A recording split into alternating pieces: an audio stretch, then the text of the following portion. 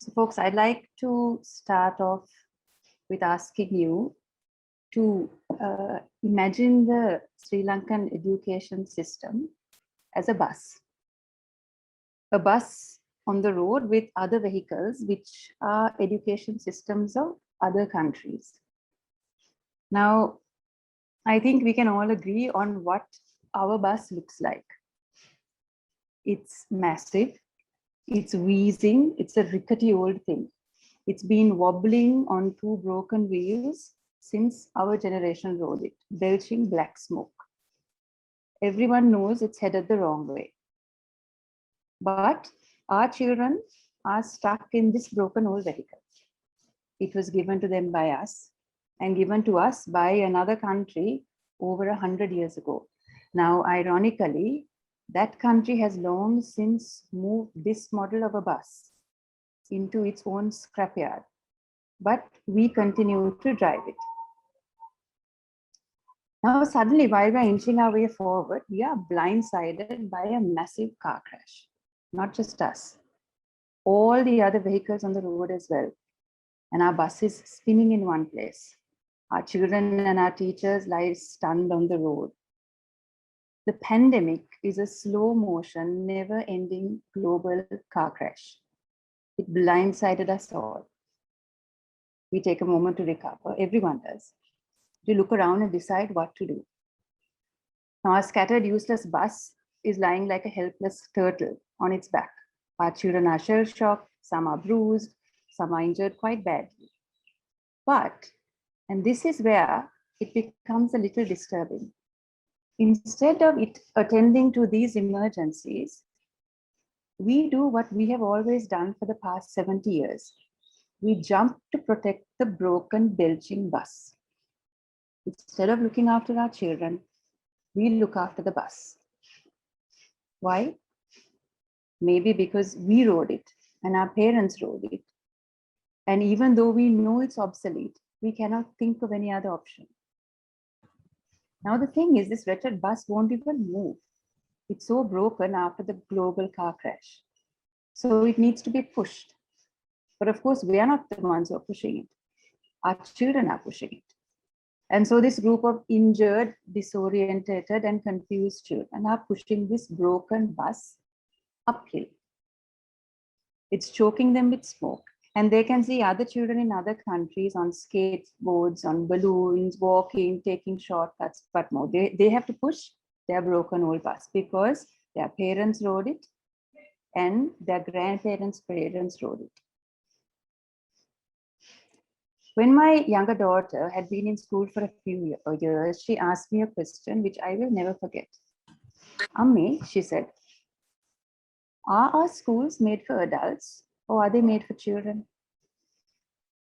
Now, if we are honest with our answer, it might help us understand some of the decisions we have taken in connection with our children and their schooling in this pandemic. But first, let's take a step back and let's examine what this crisis has revealed about our school system. The thing about crises is that they always reveal what is really important, if not immediately, definitely ultimately. When someone passes away or is no longer in your company, you understand what was really invaluable about them. It's the same with school. It has to be taken away in order for us to see its true value. So before the pandemic, school life was a mix of lessons, exams, sports activities, playtime, assembly, tournaments, intervals, cultural events, etc. Since the pandemic, school life has been stripped of all of these elements, save two. We have lessons and we have exams. And why is this? Because we adults chose to retain what we thought school life was about, which was attending classes, covering syllabi, sitting exams. And thank goodness, with a little effort and a lot of data, these things could easily be done online. So now our children are sitting for 5 to 8 hours of online school a day, 5 days a week. When they struggle to concentrate, we help them by enrolling them in online tuition classes. Now, luckily, these can be held at any time, night or day. I know a 10-year-old little child whose tuition teacher wanted her to attend a class at 4 a.m. in the morning because this was the only time slot she had free. And now our children have begun cutting themselves. They have begun withdrawing, having panic attacks, eating disorders, insomnia, depression. We all know what's going on in our homes. But it's too late. And what's to be done? We continue with our school system stripped of everything except its most toxic and useless parts. First rule in a crisis, my dear friends, the first rule is do no harm. Let me be clear. I strongly believe that the crisis our children face today is not a crisis created by the virus. The crisis our children are facing has been created by us, their parents, their teachers, their parliamentarians. As far as children grow, all the virus has done is it is dictated that children stay home from school. Now, this is unfortunate and it's boring, but think about it. The practice of children going to school is only a few hundred years old. And in modern times, there are many parents who choose to keep their children away from schools. So in what context do children staying at home turn into anxiety-driven, isolated, self-harming, suicidal young people? It is when they are forced to spend hours upon hours by themselves with no real contact with other humans, no fresh air, physical touch, motivation, exercise, purpose, staring at screens, consuming endless content, memorizing meaningless information. Trapped in a world which they know is falling apart, but to which they are not allowed any response other than the response of shut up, get online and do your homework. This crisis that is being inflicted on our children is adult-made. It is a crisis created by our inability to prioritize our children's mental, emotional, and physical health during a prolonged national crisis. The topic of my talk is first in a crisis, do no harm.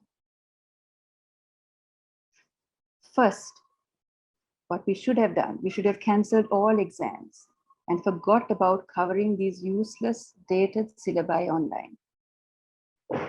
First, what we should have done was our schools and our teachers should have been given the space to help our children through the pandemic. We have still not done this. And if we fail to do this, if we insist on trapping our children in these isolated virtual silos, day in and day out, then when we finally do emerge from this pandemic, it will be under the weight of a generation inflicted with a series of crises we have no idea how to address. Now remember this thing that we are subjecting our children to, this sustained neurochemical restructuring of their brains. No adult in this entire world has ever gone through. We do not know what it means to sit in front of screens passively for 10 to 18 hours a day for up to 1 to 2 to 3 years of our childhood. We do not know what this does to children or to the adults they grow into. These are entirely new challenges encountered by humans for the first time in history. We will have little or no understanding how to help our children if we do not step in now. We are not helpless, we have just failed to prioritize. I'd like to ask you to pause for a moment and imagine if we had had a different response.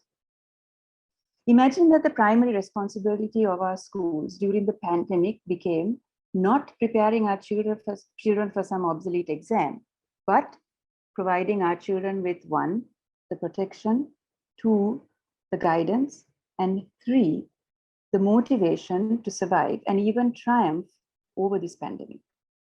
Imagine for a moment if this had been our priority.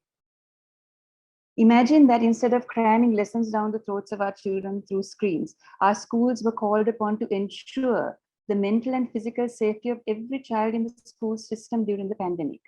So like the very efficient PHI system, we could have emboldened our teachers to maintain links with their students, keeping track of their mental and physical safety, staying connected with parents, providing family support, feeding our medical researchers and our child protection authorities on what is actually happening to our children stuck in their homes during this national crisis.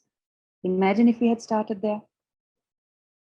Then imagine, instead of insisting on a child sitting immobile in front of a screen all day, our educational priority was to cultivate that connection that children need to have with their own bodies.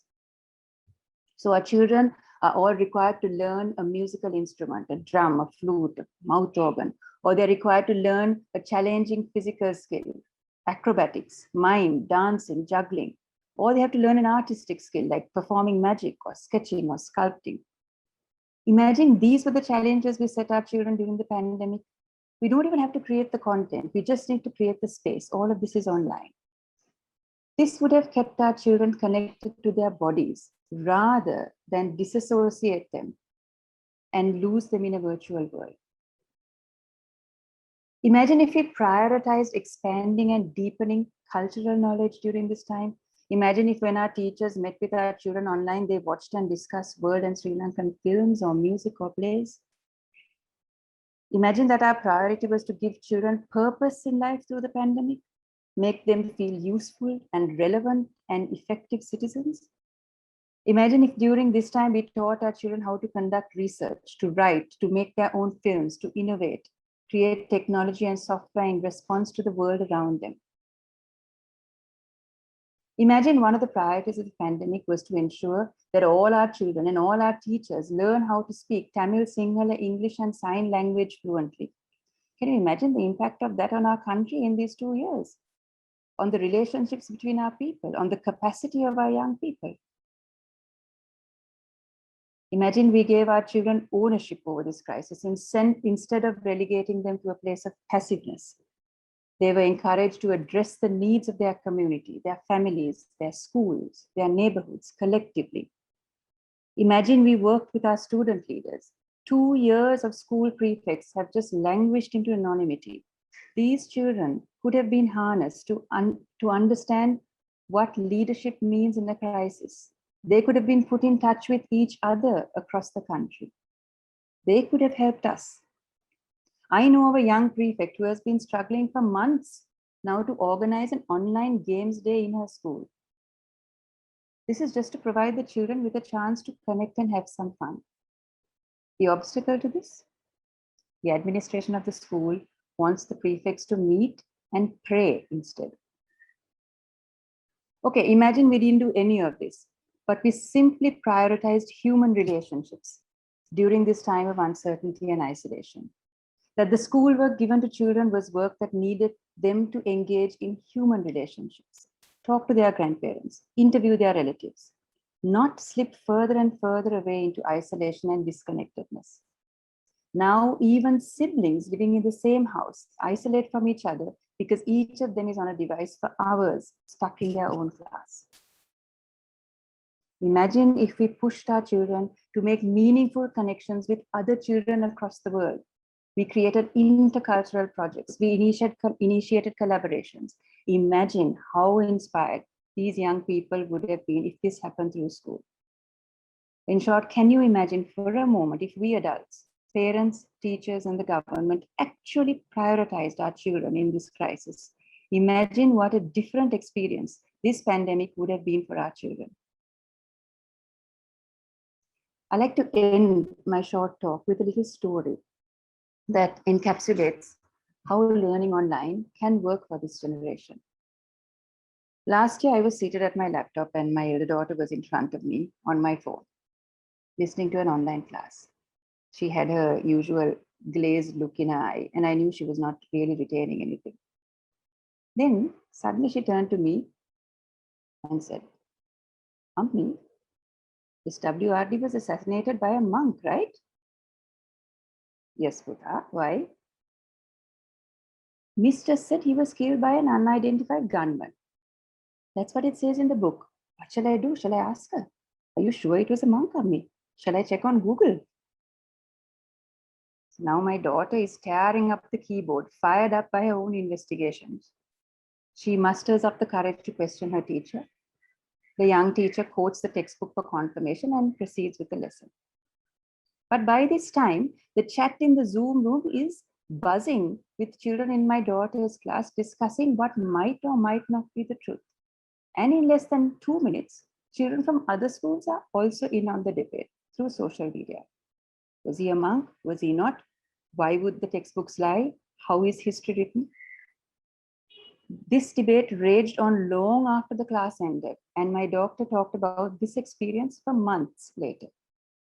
My point is this. This is the speed and the nature of the brains of this generation.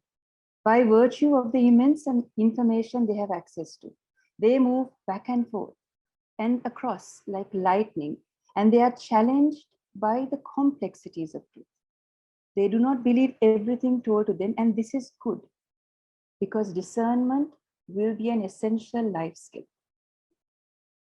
And if online school can offer anything, it can offer this.